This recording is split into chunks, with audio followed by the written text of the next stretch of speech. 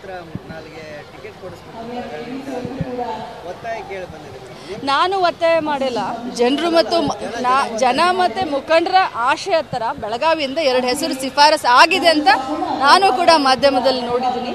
ಇದು ವರಿಷ್ಠರಿಗೆ ಬಿಟ್ಟಂಥ ವಿಚಾರ, ಜಿಲ್ಲೆಯ ಮುಖಂಡರಿಗೆ ಬಿಟ್ಟಂಥ ವಿಚಾರ. ಯಾಕಂತಂದರೆ ಈಗಾಗಲೇ ನಾನು ಮುಂಚೆಯಿಂದನೂ ನನ್ನ ತಮ್ಮ ವಿಧಾನ ಪರಿಷತ್ ಸದಸ್ಯ ಆಗಬೇಕಾದ್ರೂ ಕೂಡ ಇಡೀ ಜಿಲ್ಲೆಯ ಮುಖಂಡರ ಒತ್ತಾಸೆಯಂತೆ ನಾನು ಅವನನ್ನು ಫೀಲ್ಡ್ಗೆ ಇಳಿಸಿದೆ.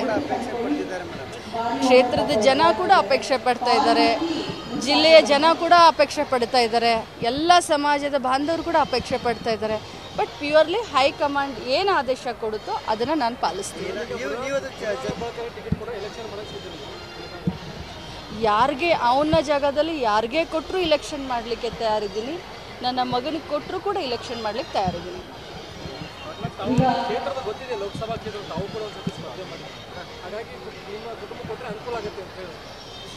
ಅದು ಈಗಾಗಲೇ ಸರ್ವೆ ಮಾಡ್ತಾ ಇದ್ದಾರೆ. ಪ್ಯೂರ್ಲಿ ನಾನು 10 ಸಾರಿ ಹೇಳ್ತಾ ಇದ್ದೀನಿ, winning is the only criteria. ಎಲ್ಲ ರೀತಿಯಾದಂಥ ಸಮಾಜ. ನಿಮ್ಮ ಉಬ್ಬಿದ ರಕ್ತನಾಳಗಳ ಸಮಸ್ಯೆಗೆ ಎವಿಸ್ ಆಸ್ಪತ್ರೆಯಲ್ಲಿ ಕೇವಲ 30 ನಿಮಿಷದ ಲೇಸರ್ ಚಿಕಿತ್ಸೆಯೊಂದಿಗೆ ಮುಕ್ತಿ ಹೊಂದಬಹುದು.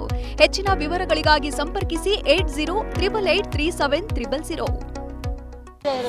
ಫೇಸ್ ಇರಬೇಕು, ರಾಜಕಾರಣದ ಒಂದು ಅಭಿರುಚಿ ಇರಬೇಕು, ಎಲ್ಲ ಸಮಾಜವನ್ನು ಜೊತೆಯಲ್ಲಿ ಕರ್ಕೊಂಡು ಹೋಗುವಂಥ ಒಂದು ಗುಣ ಇರಬೇಕು.